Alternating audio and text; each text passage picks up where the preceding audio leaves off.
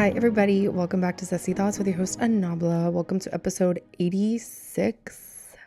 I hope everyone's doing very well. It's hot, y'all. There's a heat wave going on in LA. Please say some prayers. There's also a fire going on in the valley area of Los Angeles, kind of near Simi Valley.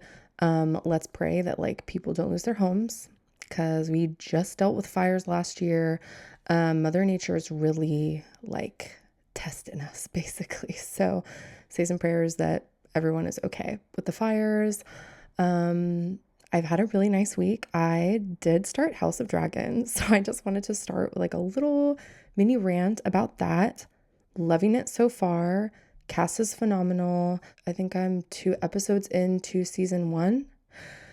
And I really like it. I'm already obsessed with Rhaenyra. I'm just hoping she doesn't piss me off like Daenerys did. I'm very eager to see what happens if she takes the Iron Throne. I haven't read the books, okay? So I don't know shit about stories other than actual Game of Thrones, which I just finished.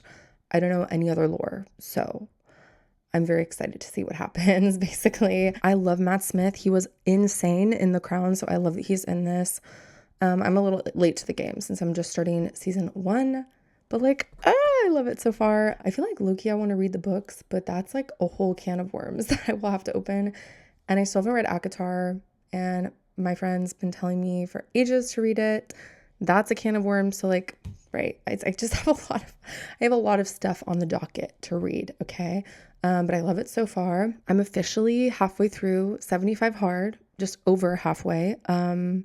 And it's feeling great. Movement feels good. It's still great getting outside.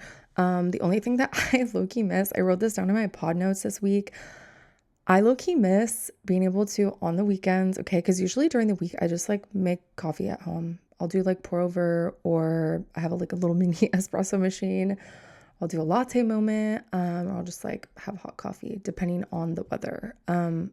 I'm also the type of person, I've talked about this before in the pod. I love an iced beverage. I feel more so now I make my coffee temperature based on the weather, which I never used to do. It used to be cold or die, even in the winter.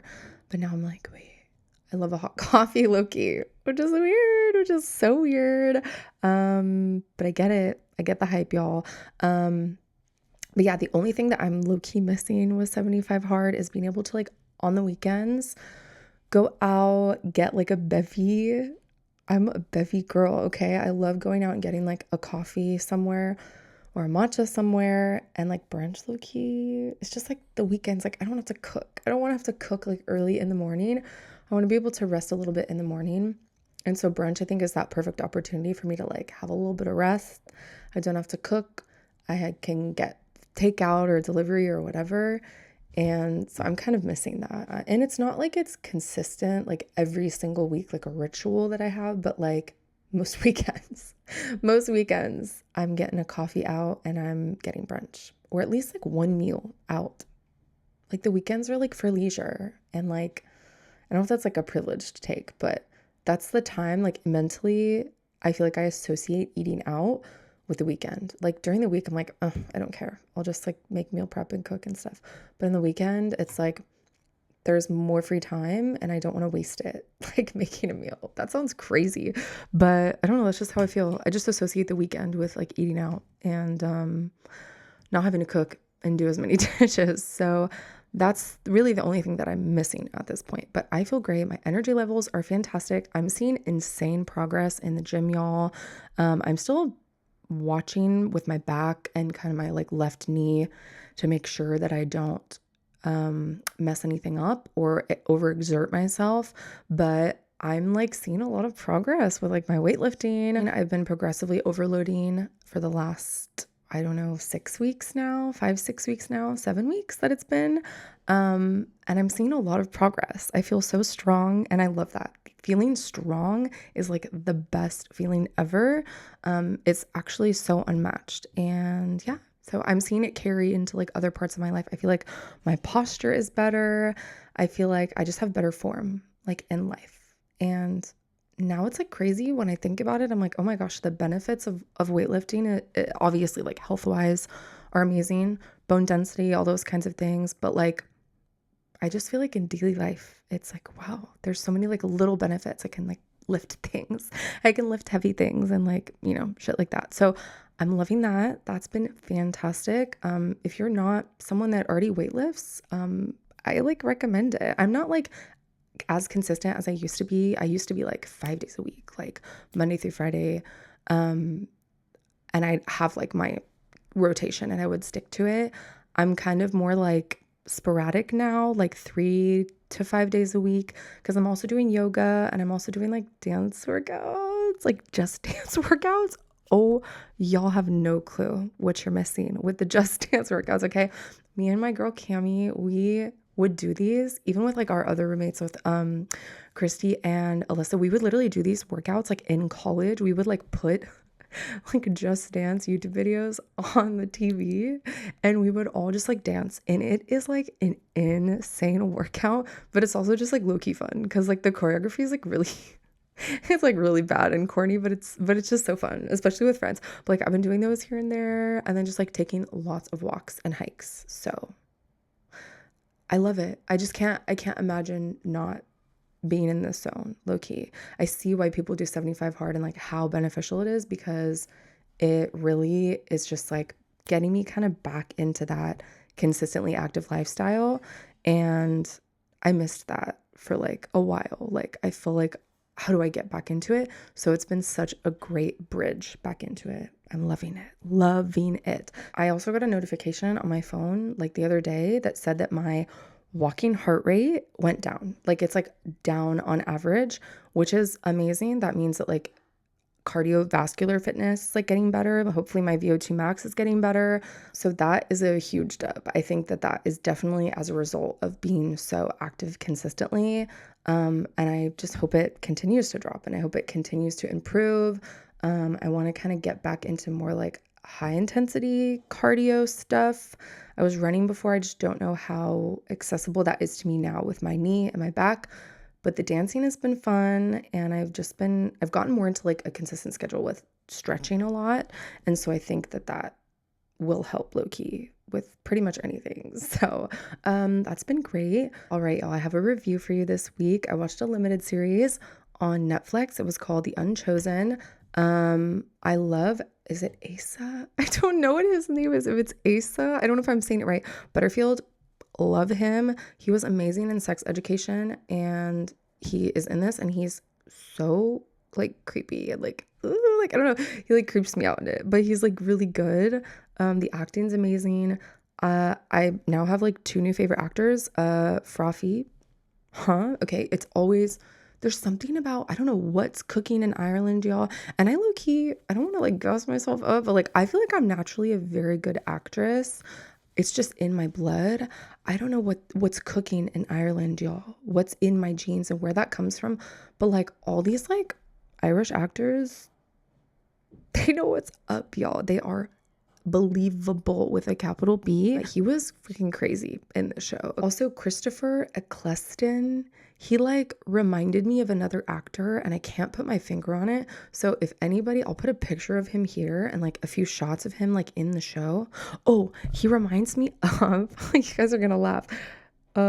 Somebody feed Phil. Okay, this show I used to watch on Netflix, literally. This dude, Phil, I don't know if anybody else clocked this. If anybody else has watched the show, Somebody Feed Phil, it's Philip Rosenthal. He's like a comedian slash like writer, like comedy writer. And he has like a show where he like travels and like eats, basically. That's it. But I've watched that, and that's on Netflix. And the actor in this show, Christopher Eccleston, literally looks exactly like Philip, okay? And the weird part is that his character's name is Mr. Phillips. So I was like, like why? At first I was like, why does he remind, like he looks like someone? And I kind of thought it was, I was like, oh my gosh, that dude acts like, I thought he did comedy. Like I was like confused, And then obviously I looked it up and he's a different person. But I'm going to put their pictures next to each other on screen for y'all to see. Sorry for the audio listeners. But Google Christopher Eccleston, Eccleston, and then Philip Rosenthal, and you will literally clock what I clocked, because they look like they could be siblings. Like it's so uncanny, like they could be twins. Overall, the show is amazing.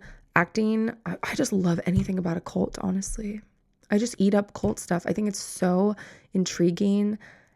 And I'm just like, how, like, the psychology behind people getting into cults and like, oh, it's just so interesting to me. That's like kind of another rabbit hole that I was thinking of going down in today's episode, because it's been philosophy week over here at Zesty Thoughts Pod, okay? I have been going down an insane rabbit hole watching a lot of Alex O'Connor. He's like a YouTuber, philosopher, I guess. I don't know what like his credentials are. I know he has like degrees. He's educated, y'all, but I don't know, like, other than that, really what his background is. Maybe I should look it up low key.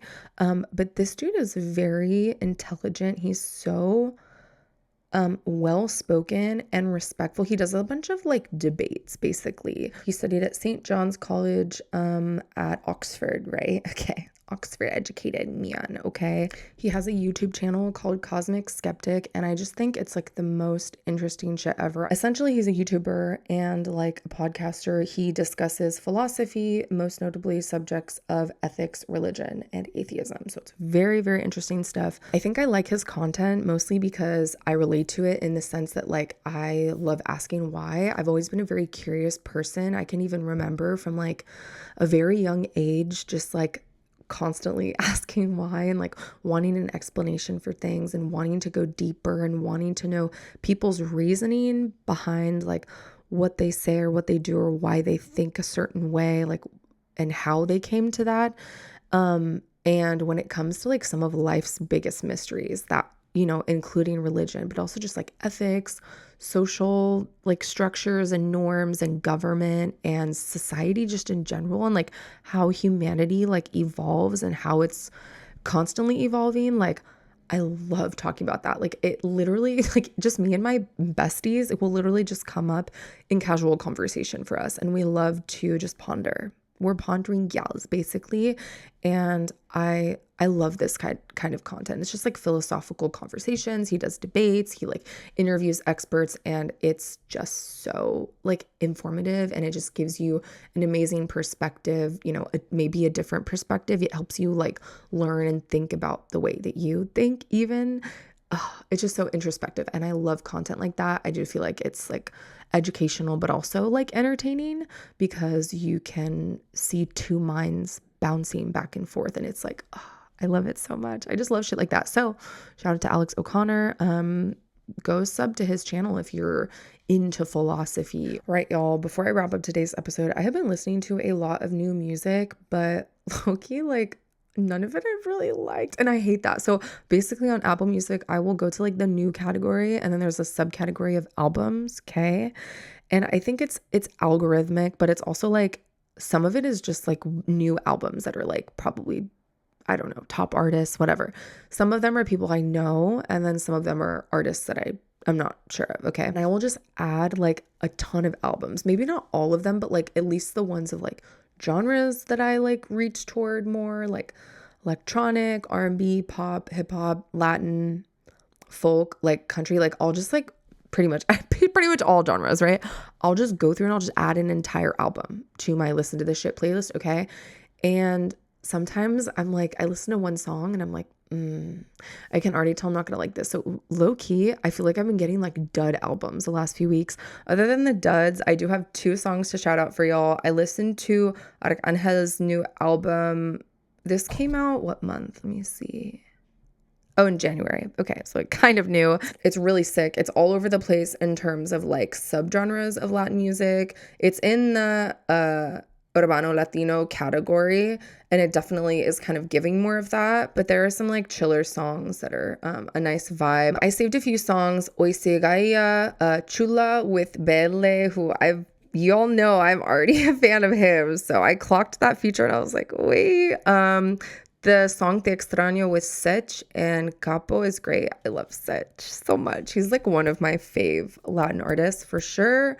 So yeah, this album is really diverse musically. I highly recommend y'all check it out. It has some nice like songs of the summer on it, so go peep that. I'm also still in the process of listening to Charlie XCX's album for Wuthering Heights, okay, but I haven't seen the movie yet, so I'm like, should I wait to see the movie to listen to it, but I'm like, no, I want to like get the vibes. So I've listened to about half of it and I literally love it. I low-key like, I've always loved Charlie XCX, and like I've liked her since I was like in high school, you guys. Like I saw her at the observatory.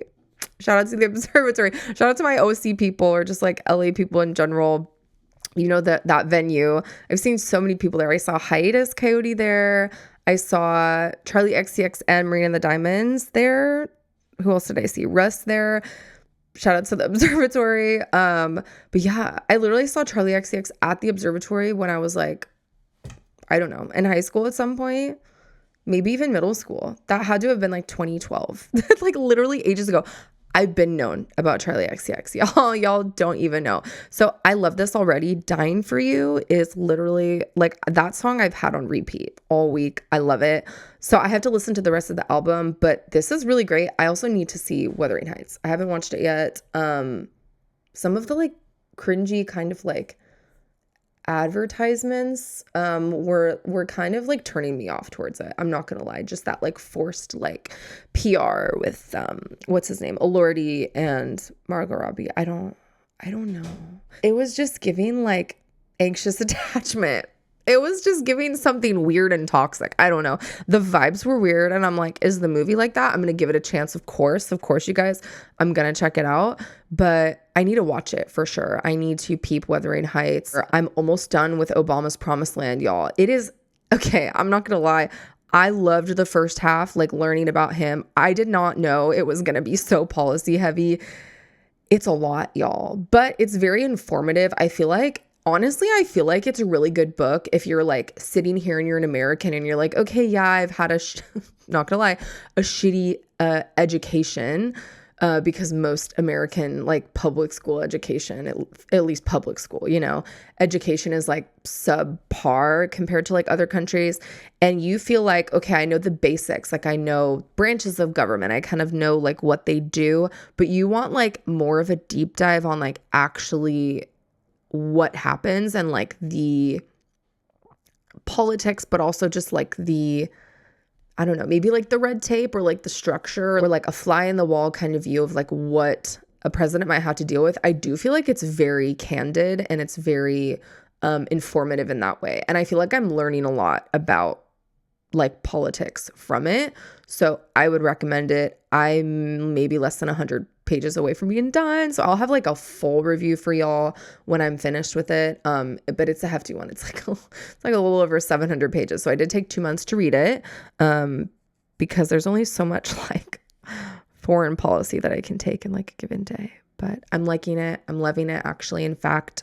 So shout out to that. Anyway, y'all, that is going to wrap up today's episode. I am going to be starting, a sci-fi film like marathon, basically, where I review some of like the greatest like classic sci-fi films of all time. I like sci-fi. I just haven't gotten in, I think, really to any of the classics ever. So it's something I want to do. I don't want to watch the old ones. I want to get into like all the 80s lore and really just like bask in that. So if y'all like sci-fi, keep an eye out for future episodes. I hope that y'all have a wonderful week, a fun weekend. Stay safe, and I'll see you next week. Bye.